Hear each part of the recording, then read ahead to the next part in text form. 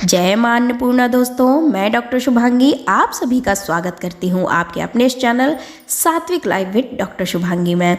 मां अन्नपूर्णा की कृपा आप सभी पर सदैव बनी रहे। जैसा कि आप लोग जानते हैं कि पूरा अघन मास मां अन्नपूर्णा को समर्पित होता है। इस माह में विशेष रूप से मां अन्नपूर्णा का व्रत, पूजन, कथा आदि करने से समस्त सुखों की प्राप्ति होती है। तो आज मैं आप लोगों को मां अन्नपूर्णा की समस्त मनोरथ पूर्ण करने वाली कथा सुनाने जा रही हूँ। प्राचीन समय की बात है। काशी निवासी धनंजय की पत्नी का नाम सुलक्षणा था। उसे अन्य तो सब सांसारिक सुख प्राप्त थे, परंतु निर्धनता ही एक दुख का कारण था। यह दुख उसको हर समय सताता रहता था। एक दिन सुलक्षणा अपने पति से बोली, स्वामी आप कुछ उद्यम करो तो काम बने। इस प्रकार कब तक काम चलेगा? सुलक्षणा की बात धनंजय के मन में बैठ गई और वह उसी दिन विश्वनाथ शंकर भगवान को खुश करने पूजा में बैठ गया। वह कहने लगा, हे देवादिदेव विश्वेश्वर, मुझे पूजा पाठ कुछ आता नहीं है, केवल तुम्हारे ही भरोसे बैठा हूँ। इतनी विनती कर दो कि 3 दिन से भूखा प्यासा ही बैठा रहा। यह देखकर भगवान शंकर ने उसके कान में अन्नपूर्णा अन्नपूर्णा अन्नपूर्णा इस प्रकार 3 बार कहा। यह कौन क्या कह गया? इस सोच में धनंजय पड़ गया और मंदिर में आते हुए ब्राह्मणों को देखकर पूछने लगा कि पंडित जी, यह अन्नपूर्णा कौन है? वो बोले, तू अन्न छोड़कर बैठा है, सो हर समय अन्न की ही बात तुझे सूझती है। जा घर जा, अन्न ग्रहण कर। धनंजय अपने घर गया और पत्नी से सारा वृतांत कहा। वह बोली, हे नाथ, चिंता मत करो, स्वयं शंकर जी ने यह मंत्र दिया है, वह खुद ही इसका खुलासा करेंगे। आप जाकर फिर उनकी आराधना करो। धनंजय फिर जैसा का तैसा पूजा में बैठ गया। रात्रि में शंकर जी ने आज्ञा दी कि तू पूर्व दिशा में जा, वहाँ इसका योग लगेगा और तू सुखी होगा। महादेव बाबा का कहना मानकर वह पूर्व दिशा की ओर चल दिया और वह अन्नपूर्णा अन्नपूर्णा कहता जाता और रास्ते में फल आदि खाता जाता, झरनों का पानी पीता जाता। इस तरह कितने ही दिन चलता गया। वहाँ उसे एक स्थान पर चांदी सी चमचमाती वन की शोभा देखने में आई। सुंदर सरोवर देखने में आया और उसने देखा कि वह किनारे कितने ही अप्सराएं झुंड बनाए वहाँ बैठी हुई हैं। उसमें से एक कथा कहती थी और सब माता अन्नपूर्णा अन्नपूर्णा इस प्रकार बार बार कहती थी। यह अगहन मास की उजियाली रात्रि थी। आज से ही इस व्रत का आरंभ था। जिस शब्द की खोज को वह घर से निकला था, वह शब्द आज उसे सुनने को मिला। धनंजय उनके पास जाकर पूछता है कि हे देवियों, आप यह क्या करती हो? वे बोली, हम माता अन्नपूर्णा का व्रत करती हैं। धनंजय बोला, व्रत करने से क्या होता है? यह किसी ने किया भी है और इसको कब करना चाहिए?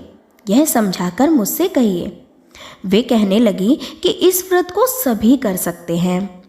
21 दिन तक के लिए 21 गांठ का सूत्र लेना, 21 दिन ना बने तो 1 दिन का उपवास करना, यह भी ना बन सके तो केवल कथा सुनकर माता का प्रसाद लेना, निराहार रहकर कथा करना। कथा को सुनने वाला कोई ना मिले तो पीपल के 10 पत्तों को सुपारी या ग्वारपाठा के वृक्ष के सामने दीपक को साक्षी मानकर सूर्य, गाय, तुलसी या महादेव को कथा सुनाना।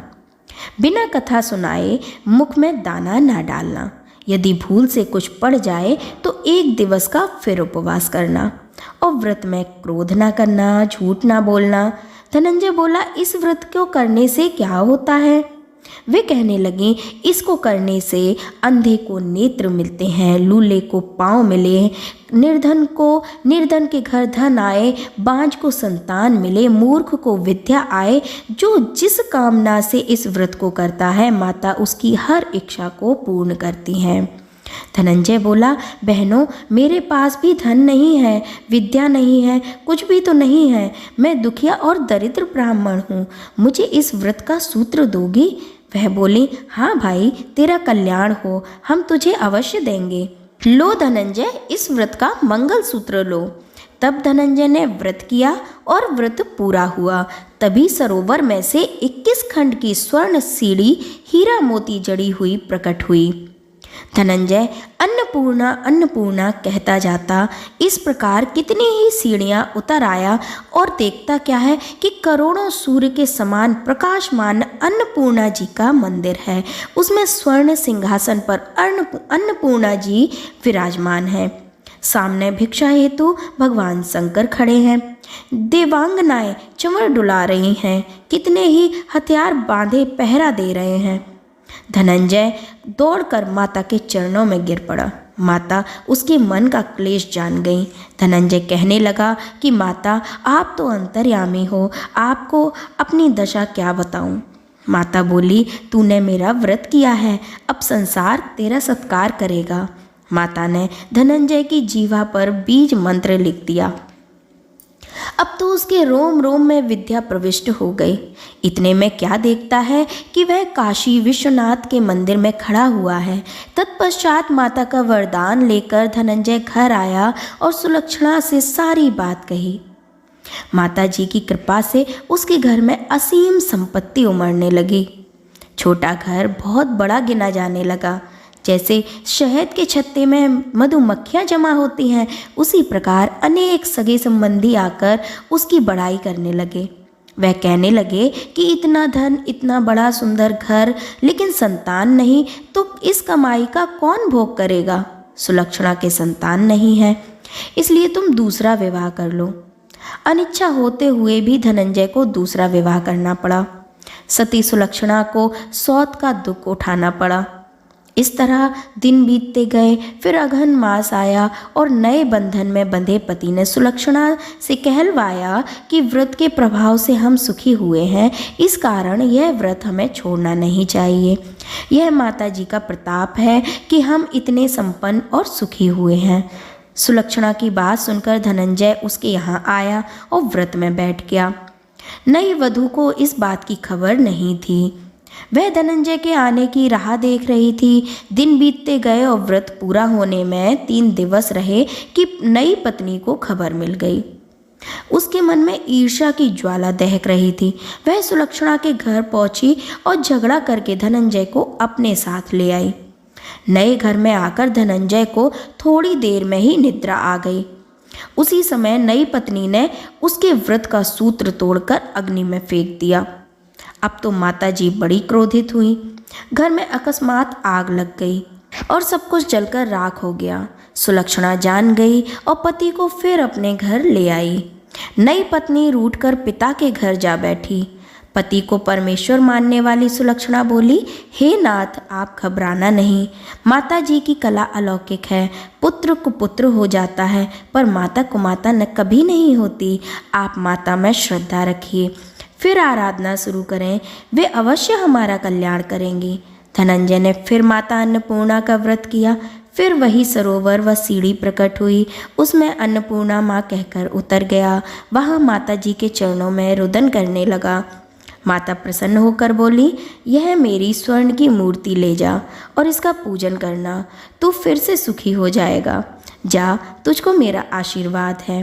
तेरी स्त्री सुलक्षणा ने श्रद्धा से मेरा व्रत किया है, उसको मैंने पुत्र दिया। धनंजय ने आंखें खोली और खुद को काशी विश्वनाथ में पाया। वहाँ से फिर उसी प्रकार अपने घर को गया। इधर सुलक्षणा को दिन चढ़े और 9 महीने पूरे होते ही पुत्र का जन्म हुआ। ग्राम में आश्चर्य की लहर दौड़ गई। मान्यता आने लगी कि इस प्रकार उस ग्राम में निसंतान सेठ के घर पुत्र होने से उसने माता अन्नपूर्णा का मंदिर बनवाया, जिसमें धूमधाम से माता जी पधारी। यज्ञ करवाया और धनंजय को मंदिर का आचार्य पद मिला। आजीविका के लिए मंदिर की दक्षिणा और रहने के लिए बड़ा सुंदर भवन बनवा दिया। धनंजय भी स्त्री पुत्र सहित वहाँ रहने लगा। माता जी की कृपा से भरपूर आमदनी होने लगी। उधर नई वधू के पिता के घर डाका पड़ा। सब कुछ लुट गया और वे भिक्षा मांगकर पेट भरने लगे। सुलक्षणा ने जब यह सुना तो उन्हें बुलाकर उन्हें अलग घर में ठहरा दिया और उनके अन्न वस्त्र का प्रबंध कर दिया। धनंजय सुलक्षणा और उसका पुत्र माताजी की कृपा से आनंद से रहने लगे। माताजी ने जैसे उनके भंडार भरे हैं वैसे ही सबके भंडार भरे। जाकी जैसी भावना ताको वैसी सिद्धि, हंसा मोती चुगत है मुर्दा चीखत गिद्ध। सत्य भावना देव में सकल सिद्धि का मूल, बिना भाव भटक्यो फिरो खोवै समय फिजूल। जय मां अन्नपूर्णा।